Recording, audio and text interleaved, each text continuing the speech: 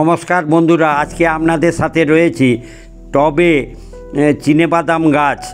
এখন দেখছেন এই গাছের বয়স 7 দিন। এই গাছ কিভাবে লাগানো হবে, কি মাটি প্রস্তুতি বা কী, এবং বীজ কিভাবে অঙ্কুরিত করব, এই সব বিষয় নিয়ে রয়েছি। কখন বা লাগাবো, মাটি প্রস্তুতি বিষয়ে বা কি আমি মাটিতে মিশিয়েছি। এখন আপনারা দেখুন চিনেবাদাম, এইগুলো দানা বাজার থেকে কিনে আনবেন, যেটা খোলা সহ পাওয়া যায়। এটা চিনেবাদামের ফল। এই ফলকে কিনে আনতে হবে বাজার থেকে, বীজ দোকান থেকে কিনে আনার পরে এইভাবে বীজ ফল থেকে বীজটা বের করবেন। দেখছেন এটা অপুষ্টি দানা, এটাকে ফেলে দিলাম। যেটা পরিপুষ্ট এবং ভালো দানা সেটাই নেবেন।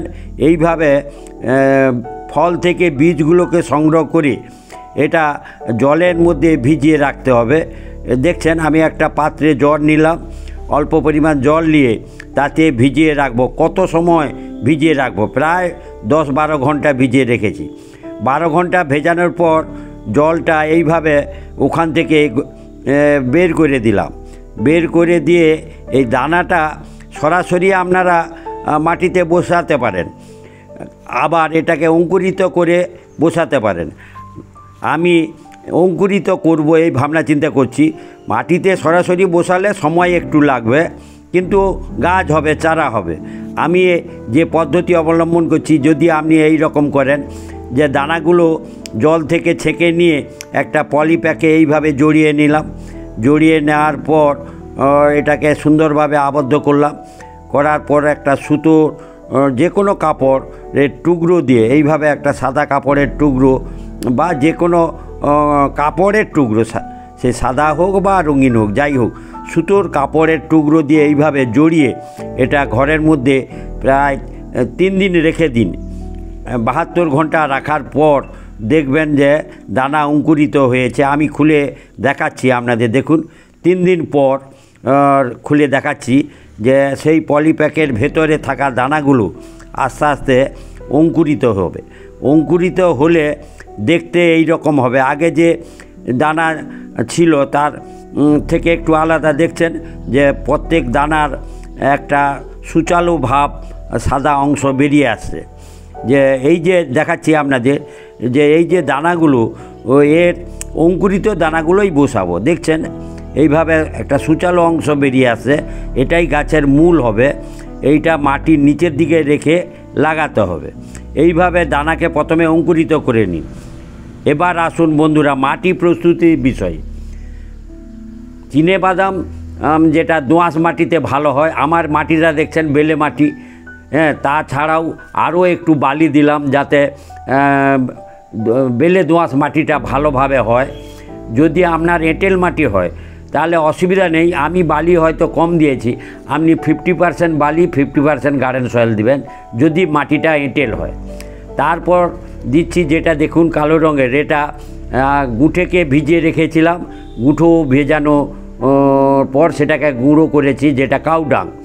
আর আপনারা ভার্মি কম্পোস্ট ব্যবহার করতে পারেন, সেটা সুন্দর একটা সার। তাহলে তারপরে আমি আবার একটা জিনিস দিলাম, যদি সম্ভব হয় আপনারা এটা দিবেন, যেটা ধানের আগড়া বা চিটে ধান আমরা বলি। ধানের গ্রামগঞ্জে এগুলো পাওয়া যায়, যে ধানের অপুষ্টিকর অংশটা, সেটাই আগড়া বলে, সেটা দিলাম। আপনারা যদি না পারেন তাহলে সেখানে কোকোপিট আপনারা ব্যবহার করতে পারবেন, কারণ মাটিটাকে আলগা করার জন্য। এখন যে সাদা অংশটা দিচ্ছি এটা চুন, মাটির পিএইচটা ঠিক করার জন্য চুন দিলাম। তারপর হাতে দেখছেন যে একটা রাসায়নিক সার, এটাও টপ পিছু 1 চামচ করে সিঙ্গেল সুপার ফসফেট, যেটা এসএসপি দিলাম। মাটিতে শেকড়টা ভালোভাবে বেড়ে উঠতে পারবে। এইভাবে মাটি প্রস্তুতির সময় এইগুলো আপনারা দিবেন। তারপর সমভাবে সুন্দরভাবে মাটিটাকে এইভাবে মিশিয়ে নেবেন। মিশিয়ে নেওয়ার পর এরপর যেখানে লাগাবেন, যে টবে, সেই টবে মাটিটা ভরে নেবেন। টব প্রসঙ্গে বলি, গাছের দীর্ঘ হয় না, 8 থেকে ম্যাক্সিমাম 10 ইঞ্চি টব হলে হবে, কিন্তু টবে পুরোটা মাটি ভরবেন না। দেখছেন আমি প্রায় অর্ধেকের মতো মাটি ভরেছি, কারণ এই চাষে প্রথমে মাটি কম লাগে, কিন্তু পরে আবার মাটি ধরাতে হবে। কারণ বাদাম গাছের চাষের আরেকটা উল্লেখযোগ্য দিক আমি পরে বলবো, যে কখনোই পুরো টবে মাটি ভরবেন না, তাহলে কিন্তু বাদাম হওয়ার সম্ভাবনা কমে যাবে। কারণ গাছ যখন বেড়ে উঠবে তখন ওর শেকড় মানে ওর যে দানাগুলো মাটিতে প্রবেশ করবে, সেই সময় মাটি ধরানোর বিষয়টা থাকবে গাছের গোড়াতে। তাই টবে অর্ধেক মাটি দিয়ে লাগাবেন, এইভাবে লাগাবেন। তার সূচালো অংশটা যেটা, সেটা